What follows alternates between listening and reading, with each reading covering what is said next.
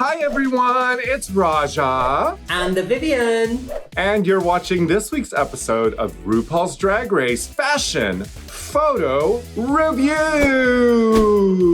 UK edition. All right, governor.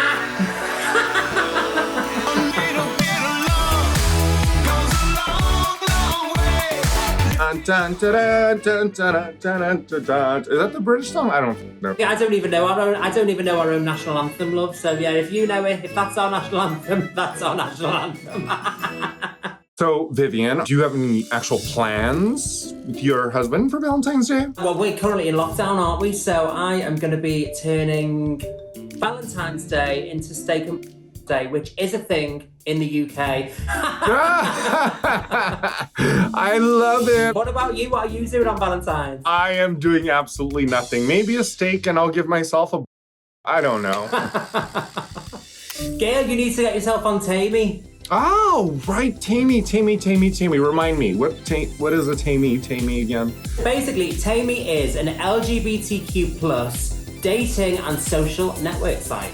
I can't. Another dating app? Not just any other dating app. This is for LGBTQ plus. So wherever you land yourself on the spectrum, there's going to be someone there with love for you. Oh, that's wonderful. So love is at the heart of the Tammy app. Yes, Gail. Tammy believes that everyone should be treated with respect, and rightly so. So it is the perfect place to find your friend, lover, or soulmate. I mean, anyone under the umbrella spectrum of LGBTQ plus. What more do we need in this world now, especially in the dating world, than more diversity? Tammy is free for everybody, but if you're looking for that extra something else, then there is a premium version called Tammy XL, and we all know we love an XL, Gail. Well, I guess I'm gonna have to try it out. Yes, Gail. All right, that's enough about Valentine's Day. Let's go ahead and get into some action here. What are we doing today, Vivian? So we are looking at all of the runway looks from this week's episode of RuPaul's Drag Race UK, and the theme is... Monsters. Oh, Coffee Kendall, raw. First of all, I'm so jealous of this runway. I would have loved this runway. I was gonna ask you, what would you do? Oh, as a monster, I'd just gone as myself. I would have gone as Raven. What, battered and stretched? Like the Predator, but like really mighty. I think I'd have done like Creature from the Black Lagoon kind of thing, or like, you know, just destroyed. Let's start tooting and booting, shall we? Category is Monster Mashup. First, we bring to the stage Veronica Green to the stage. Oh my God. So we've got Medusa. And Bag of Chips. Medusa and Bag of Chips.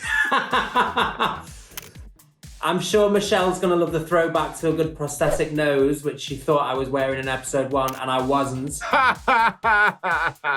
That headdress, is that in the hair, or is it actual snakes? Snakes and hair? Oh my God. It looks amazing. She looks spectacular. I have weird fetish for pig noses.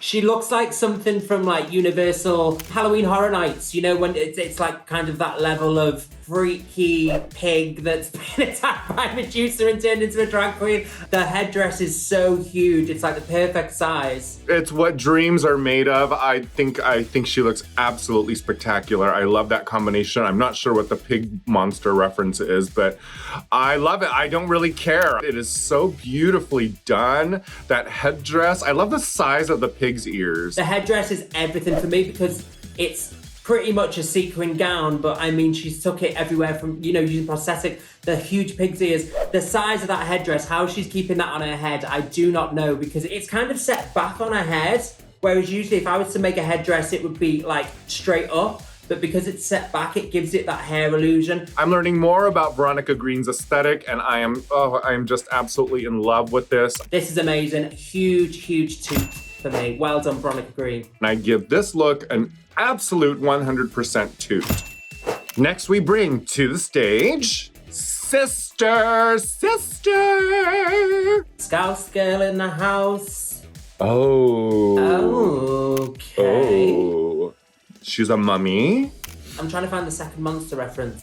I think it's a werewolf. Oh, Mummy and a Werewolf. Or a mummy and a demonic squirrel. You know, it could go either way. I'm getting more like mummy going to if like an actual mummy was going to a Halloween party as a werewolf, but they had kind of limited funds, so they just stuck a tail on. That's what I'm getting more. I'm getting more mummy. I think this is quite a simple look. I mean, it's bandages and some fur.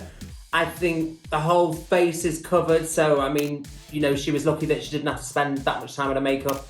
It's an executed look. It's definitely fulfilled the brief, but I'm not like wows about it. I don't mind this, but I wish that ponytail had a little bit more substance. If she is a werewolf in a mummy's costume, or a mummy costume, or a mummy costume wearing werewolf, whatever the she's supposed to be, I wish that there was like ears or something, you know, like. Yeah, the ponytail is definitely very underwhelming, and the ponytail doesn't match the color of the tail either. You know, or the fur popping out. I mean, she's still got body going on. She's performing down the runway. I can't give it a boo. So it's a soft toot. I give her a toot as well.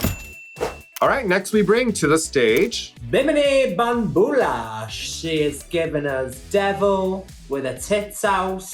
She's a devil bunny.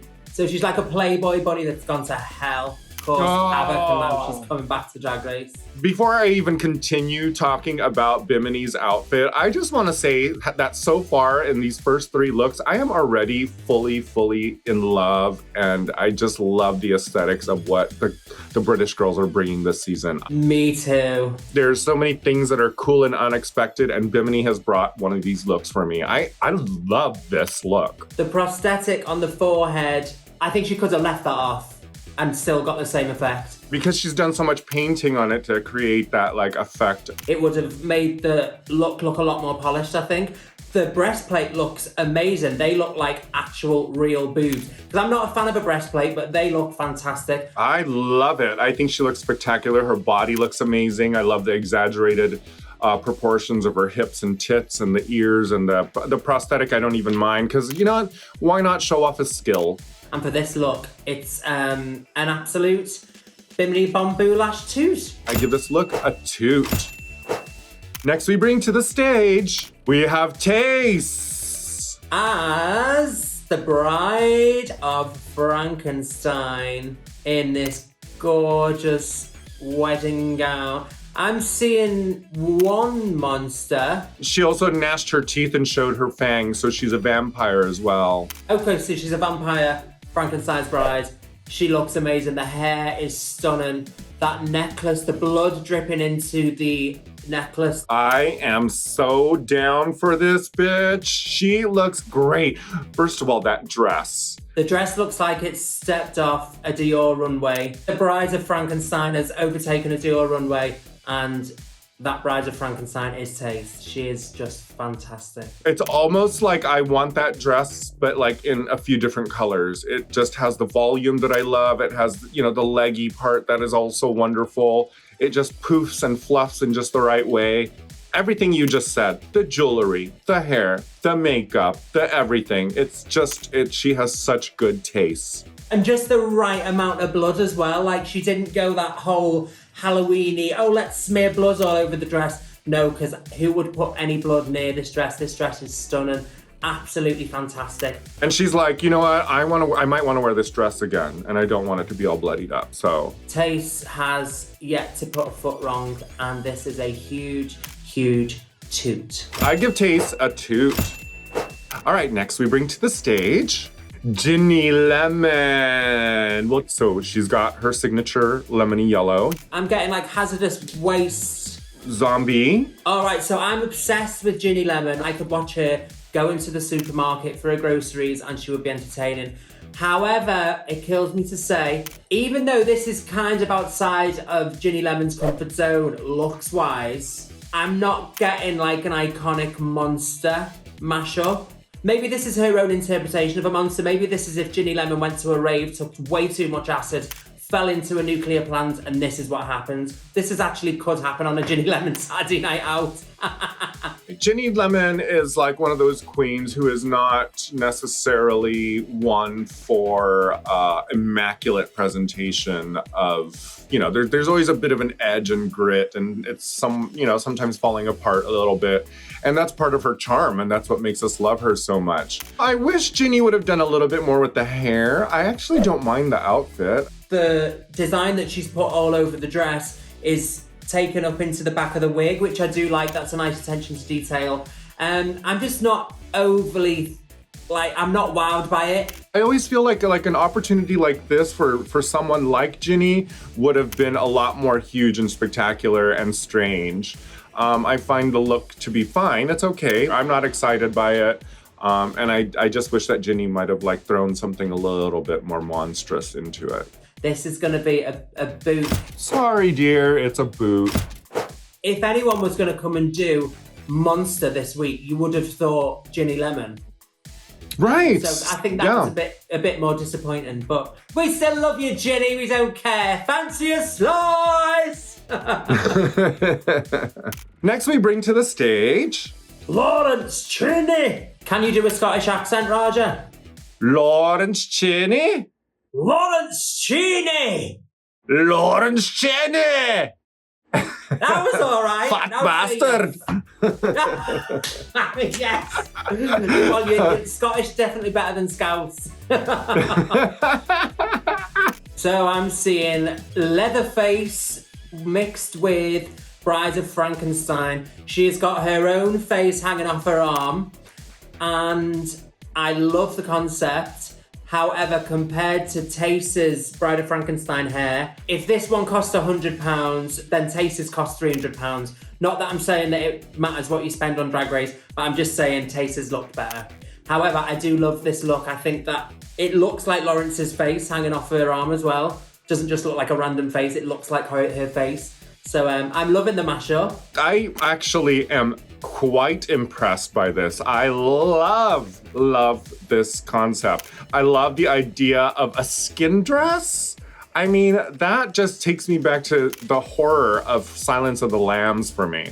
I love the idea of human skin as animal pelt. I think it's spectacular. I like the fact that Lawrence has also used a dress shirt as the underneath part of this, which kind of changes it up a little bit. Yeah, it kind of gives it a little Sweeney Todd vibe to it with the blood splatters. And I love the fact she has also used skin tones of every colour, because I think that is a gorgeous message and something that she's thought about. And I love that. Please be diverse in your murdering. I love this look, and I give this look a toot. Lawrence Cheney, a toot. Next, we bring to the stage Ellie Diamond. So it's like a werewolf. Oh, goblin werewolf. I think we're getting a theme with Ellie Diamond, and I think her aesthetic is amazing. She's gorgeous. This is the third time that we're seeing this kind of chap scenario. I was just gonna say that. Please, can I say it first? I'm kind of bored. Okay. I'm kind of bored by the chaps thing. It's like, it's so repetitive, and I understand that trends are a thing, and you've seen it on Instagram, you see it on everywhere. Look, me too, I can do it too. I can do a chap. I'm disappointed because she is so good at making costumes, so good at doing things, and the fact that she's done the same thing 3 times with 3, all right, the first one was a chap skirt, but it still gives that same silhouette and still give that same image. I'm a little disappointed with this. I think it looks a bit like fun fur just thrown on in a chap. It's basically a leotard with chaps and a goblin nose. It looks like fun fur, yes, but it does remind me of my grandmother's carpeting in the 1980s. What, after you'd shat all over it? It's just not exciting to me. You know what? There are elements to it that are really super cool. Upon closer inspection of the makeup, it's very well applied, but it doesn't even match the body. When you're trying to do a nude illusion, whatever color it might be, it's like those drag suit body things with the on it. It's like they're so shiny, and it just takes away the illusion that it's supposed to be a nude illusion. So if she used a matte fabric for the bodysuit that matched the skin tone of the face, it would have read better. But the face looks phenomenal. The face looks fantastic. So great job on the makeup. I think everything could have been tied together a lot better though. But now I'm comparing it to all the other queens, and she didn't show up. She didn't show up to the event, in my opinion. So I'm gonna give her a boot. I totally agree. I see your boot and I match you with a boot. Sorry, Ellie. Next bitch, please. Tia Coffee. Oh, work, bitch. Oh, this is cute. It's like a undead Medusa. Medusa. Yeah. Living dead Medusa. I am loving this look. I like the belt. I like the skirt. I like that little band of gold around the edge of the leg. I love the headdress. The makeup is wonderful. The skull as an accessory, something I would do, you know, going to the grocery store. There's something very streamlined about this monster. I completely agree, and Tia Coffee so far has not really shown herself as a look queen. She's quite a performance queen rather than, you know, kind of looks and Instagram. And then you saw this gorgeous, intricate makeup that I didn't know she was capable of doing, because that is, you know, she's achieved that really well. The silhouette she's got's gorgeous. I love this outfit. I think Tia Coffee looks fantastic. She just looks beautiful in this look. I suppose she's kind of mixed it with Pharaoh and Medusa, so I think she's really killed this look. I really love it, and Tia Coffee, well done. I'll have a tea and a coffee, and I'll give you a 2. I give her 2. Next we bring to the stage, Ahora. Oh, I'm into this. Yes, okay.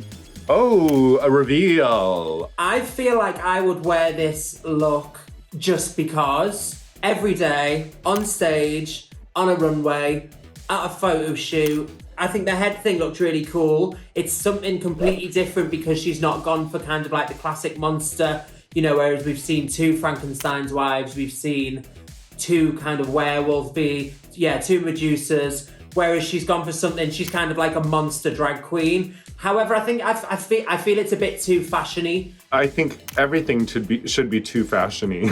I mean, that's just my opinion. I may be being really harsh here, but I think it's stunning.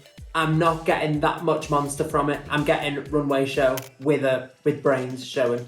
I am in love with this. I love it so much. And you're right. This is one of those looks that is just like wonderful drag. It's got all of the parts to it. It's got the corsetry. It's got the legs. It's got the cape. It's got, you know, it is a very, very fashiony look. And that's what excites me about it. I love that there's a reveal, because sometimes, you know, reveals can be kind of disastrous, you know, like a fart. Or a shot. But this is obviously, it's just a wonderful fart. It's a fart full of chains and rhinestones, and I think it's spectacular. Even though I love the outfit, I just don't think it's monstery enough compared to the other girls. I love this look, and I give her a toot. I also give Ahora a toot. Trend alert! Snakes in the hair. Snakes in your hair. Sexy snakes and pigs and snakes in the hair. Snakes up your hole. I'm a snake. I'm a slithery snake. Our top 2 of the week is Veronica Green. Veronica Green. Yes, Veronica Green. Perfect amalgamation of drag and monster and pig and snakes and Medusa. Gorgeous. Love it. You can watch brand new episodes of RuPaul's Drag Race UK on BBC 3 on iPlayer every Thursday night. And if you don't live in the UK, you can always follow along with the season on WoW Presents Plus.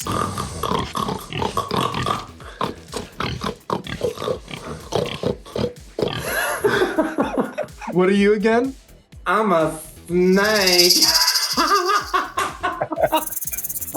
All right, bye, Raja. Bye, everyone. I'm going to go and get ready for Valentine's Day. Blah, blah, blah. Someone get me a steak.